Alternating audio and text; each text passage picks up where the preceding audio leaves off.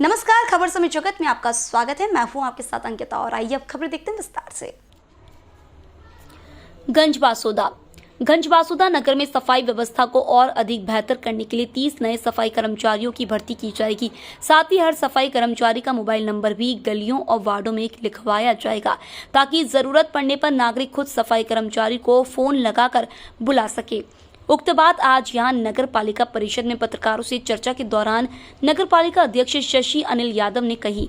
पत्रकार वार्ता को संबोधित करते हुए उन्होंने सभी पत्रकारों से नगर विकास के लिए सुझाव भी मांगे। साथ ही संजीवनी क्लिनिक खुलवाने और स्टेशन से लेकर सिटी तक 3 जन सुविधा केंद्र खुलवाने की बात भी कही। इस मौके पर पत्रकारों ने नगर की मुख्य समस्या पर भी ध्यान आकर्षित कराया, जिसमें अतिक्रमण, नालों का गहरीकरण, पार्कों की देखरेख, आवारा मवेशी से निजात, पुराने बस स्टैंड पर दुकान, हॉकर पॉइंट, वाटर हार्वेस्टिंग, सब्जी मंडी का बदलाव, पार्किंग, डिवाइडर, सुअर को नगर से बाहर करवाने आदि पर विस्तार से प्रकाश डाला गया। इस मौके पर सांसद प्रतिनिधि देवेंद्र यादव, नगर पालिका उपाध्यक्ष संदीप ठाकुर, सीएमओ निशांत सिंह आदि उपस्थित रहे।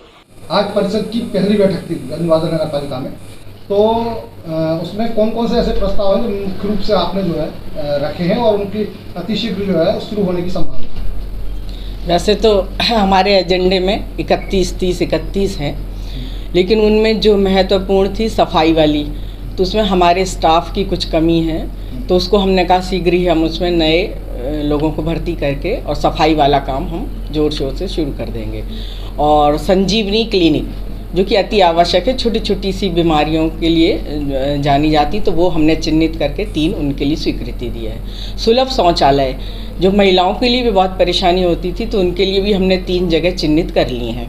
एक पार्क है मदन मोहन वाला, भाई साहब वाला पार्क, वहाँ एक हॉस्पिटल के पास, तीसरा अभी उसमें रखा है संज्ञान में।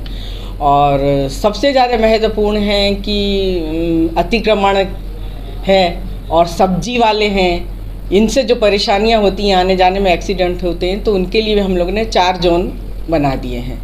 कि पुरानी नगर पालिका की बिल्डिंग जर्जर है, तो उसका कोई सदुपयोग नहीं होता, तो उसको तोड़वा के वहाँ हमने सब्जी की दुकानें और फल जिनको भी ज़रूरत होगी तो उनको वहाँ अलॉट कर देंगे, तो वो चौक खाली हो जाएगा। दूसरा स्टेशन का पुरानी मंडी में और नए बस स्टैंड पर है ही है।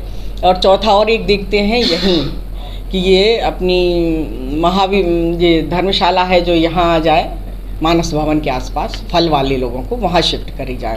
और जो आज और एक मुद्दा ये था कि यहाँ आने जाने में नगर पालिका में बहुत परेशानी होती है। कभी एम्बुलेंस फंस जाती है, तो कभी हमारी गाड़ी आ रही हो, किसी की गाड़ी आ रही हो, तो हमने ये रास्ता भी चेंज कर रहे हैं कि नगर पालिका पे आने के लिए पीछे से रास्ता करो और उसको वहाँ एक गेट बना दो, सभी कर्मचारी हों, अधिकारी हों और भी जो मिलने आ रहे हों सब उस गेट से आएँ। तो ये भी हमने करा।